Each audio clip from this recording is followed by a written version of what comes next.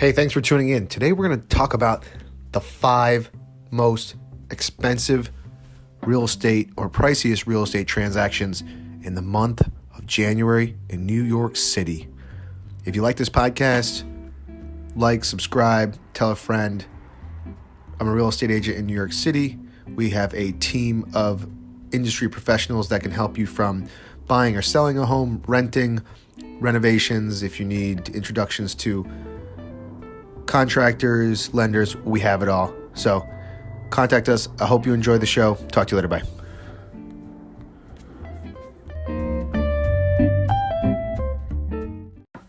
This is the Ask Amadeus show where we connect humans, houses, and culture.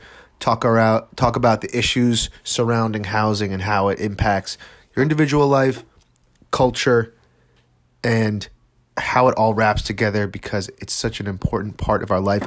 Follow me on social media at Marcus Amadeus on Twitter, YouTube, Instagram, Facebook. Enjoy the show.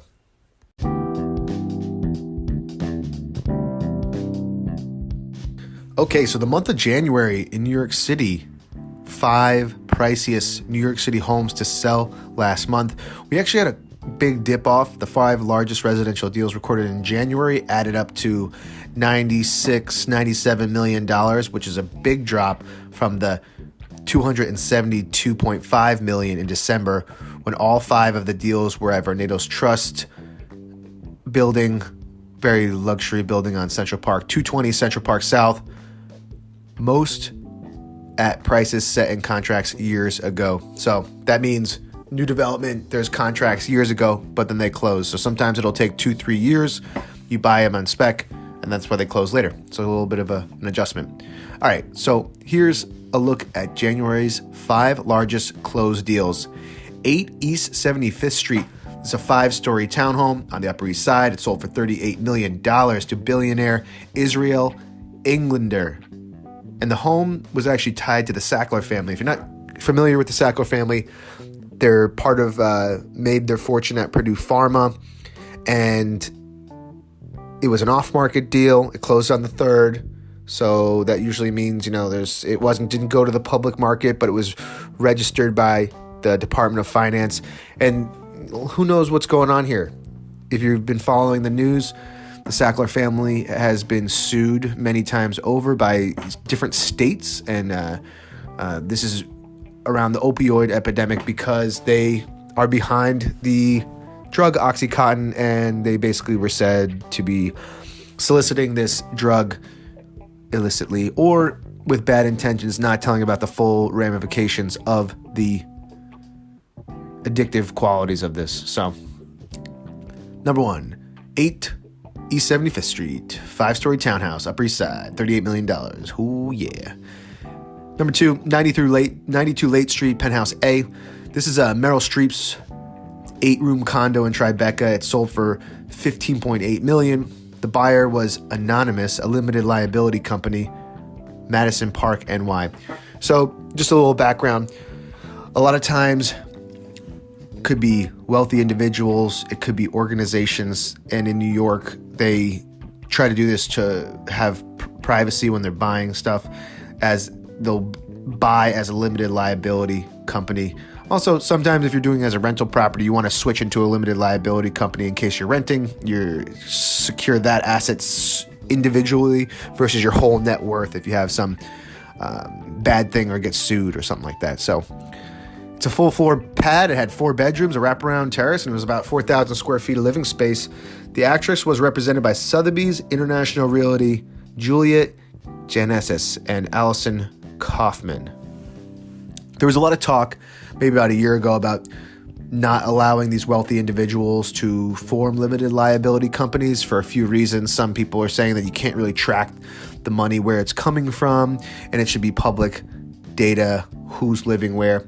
I think this is kind of weird because, if you want to register to vote, you have to publicly disclose your address as well. So there's not a lot of an ability to be anonymous. Couldn't find the word there. Number 3, 443 Greenwich Street, 2A. It's a spacious Tribeca loft condo building sold for $14.7 million. Both the seller and buyer were anonymous LLCs. You see, there's a trend here. SR Tribeca and JTMS NYC. Very vague. Neighbors in the star-studded building include Blake Lively, Ryan Reynolds, Jennifer Lawrence, maybe that's where her friend's pad is, Justin Timberlake, Harry Styles, and Jet.com founder Mark Lohr. That is a star-studded building, wouldn't you say? 443 Greenwich Street. Number 4, 111 Murray Street, 55W. The unlisted unit at Fisher Brothers, Whitcoff Group, and New Valley's Tribeca condominium sold for $14.3. The buyer cloaked in an LLC again named Cape May. This is quite a large home. 3,391 square feet, 4 bedrooms. Wealthy people like to hide their identity in fancy real estate. That's for another episode. We're just talking about the priciest homes right now. And lastly, 23 Perry Street, the 4-story townhouse in the West Village sold for $14.1 million to Cynthia L. Holland, Revocable Trust. The seller, Fortress Equity Partners, was represented by Compass's Leonard Steinberg and Clayton Uggio and Stefan Ferreira of Hudson Advisory Team. The home includes an elevator, a wine cellar, and a gym. So 5 sales in New York City, all equaling up to about $97 million one month. Ooh, that's some hot property. If you want to take a little look, go look them up online. There's also an article in The Real Deal where you can go check out what these all look like. It seems only one of them was on there, or 2 of them. Half of them were off market. 4 to 5 of them, or 3 out of 5 of them, anonymous. Hope you enjoyed that one. We'll talk to you later. Bye.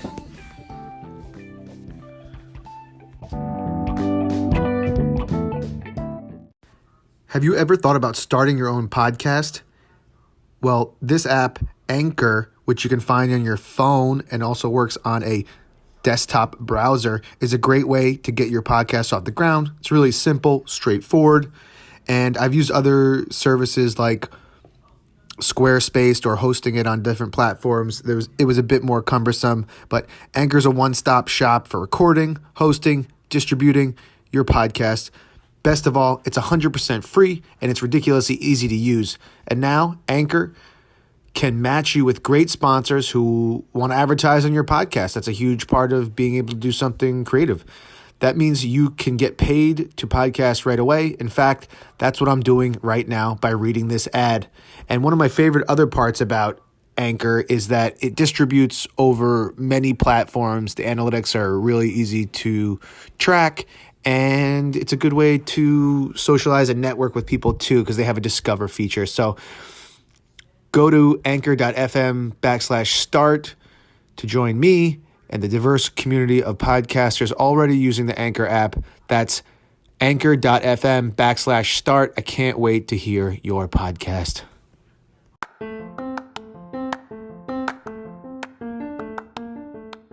We're going to start adding another little section to combine with the real estate stuff, the culture, political stuff we talk about. You know, you're in New York this week. You need something to do. So this is going to be the best things to do this week in New York City, curated by Time Out, of course. If you're not familiar with Time Out, it's a great publication. They do all sorts of cities, and they're very popular in New York. So, great venue called Littlefields in Gowanus. If you've ever been there, they have things like Moth Story Hour. They have comedy shows. Sometimes they have events, but it's kind of more like they have a lot of podcasts as well. So it's really fun place to go. Littlefields, Gowanus, February 14th. It's called Tinder Live. It is a comedy show surrounding the dating app Tinder. If you're not familiar, swipe left, swipe right if you like to date these people or not. If you're hoping for some swiping tips, no matter how ridiculous, this is the event for you. Tinder in real life. Anything can happen. And this year's writers, Jemiah Lemux and Dylan Maron, and the journalist Ada Chloe will provide hot takes. Tinder Live, yes or no? February 14th as well at the Hilton Garden Inn in New York, Manhattan/Chelsea. Oh, looking to remind you, Littlefield is in Gowanus in Brooklyn. Sorry if I didn't mention that. Wellbeing, Nature Walk, Hilton Garden Inn, New York, Manhattan, Chelsea, February 14th. Stroll and walk through the top floor artisan flower district. So you're going to go look at some flowers. The winter has been unseasonably warm, so maybe this is a good time to pick up, maybe spring to start a little earlier. So go check out some flowers in Chelsea on the 14th. Michael Shea, he's got a stand-up show in Caroline's and Broadway on the 14th as well, through the 16th, a couple days. Michael Shea is hilarious. He is one of the co-hosts of, he's in the Saturday Night Live, but he holds, I forget what, I should know this. It's the ongoing, Weekend Update. He's the co-host for Weekend Update. I think he's hilarious. He's got a dry sense of humor, very funny. SNL's co-head writer, Weekend Update star. It's a 3-night comedy stand at Times Square Comedy Club. Hannibal Buress should be there as well, as it says. It's featured on the showcase at the Knitting Factory. Oh, sorry. Hannibal Buress does a continuing, ongoing comedy show at the Knitting Factory. He's really funny. That's things in Williamsburg. So take your Valentine's Day date there. Friday, this is Friday is Valentine's Day. It's Friday, I'm Not in Love. If you know The Cure, one of my favorite bands. This is also in Littlefields in Gowanus. So is it the same night as 14th? Tinder Live. Okay. Well, check the times out. Tinder, a lot of stuff going on in Littlefields in Gowanus on Friday. This is your it's a commercialization of coupledom. No, we don't want any of that. So wear black clothes, enjoy a night of heartbreaking tunes spun by DJ Ceremony, then get your portrait taken in a photo booth and dance your love sickness away. So this is a party. If you're single, go there. Comedy show in East Village, Electric Bitch, Red Room, East Village on the 14th. Veteran improviser Caddy Berry takes you on an eccentric musical journey that wraps cabaret, burlesque, and improv into one show. Berry's 1920s Willamar-inspired character, Electric Bitch, crafts songs and freestyle raps based on her interactions with audience members and guests who come in and do that. We're going to wrap this one up here. Threes Brewing Company, also in Gowanus. You know what they also call it? They call it Gowanus Camp Gowanus. You know why? Because they've just got archery, axe throwing, shuffleboard, a bunch of breweries there. They got other half. They got Threes Brewing, a lot of places. So it's a fun place to go. If you're new to Brooklyn or you're usually hanging out in Manhattan, it's a fun area to go. A lot of places to go right in front of each other. So Sunrise it's a screening on the 14th. Sunrise from 1927 with a live score. So it's a black and white movie they're going to do with a live band to kind of give it a dramatization of a silent film screening. So that'd be kind of fun. 3 Brewing, get some beers too. All right. Last one we're going to do. This is the real last one we're going to do. This is all over the city, is visit the new planetarium show at the Museum of Natural History. You remember the new Museum of Natural History when you were a kid? Great place to go. I think when you've been in New York for a long time, sometimes you forget that we have a great museum here. I remember the first time I went there, it blew my mind, seeing animals and dinosaurs and all that stuff. So it's narrated by award-winning actor Lupita Nyong. The American Museum of Natural History newly released planetarium show is going to be a blast. The show at the Hayden Planetarium debuted on the 21st of January. It's going to go on for a couple weeks. Tickets are $28.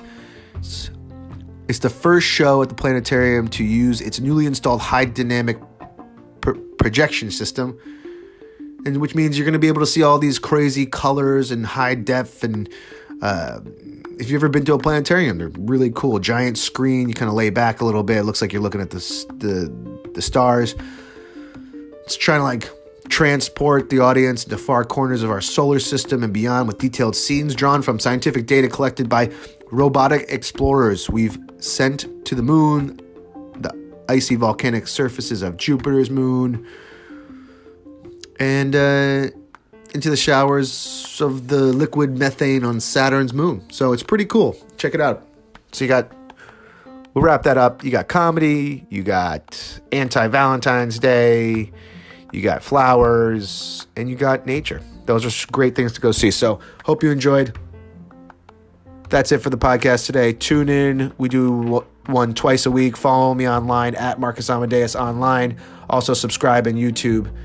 If you need to buy, sell, or rent a house in New York City or beyond, give me a call, free consultation. I'll let you know if you want to stay put or you want to go somewhere else. Have a good day. Bye.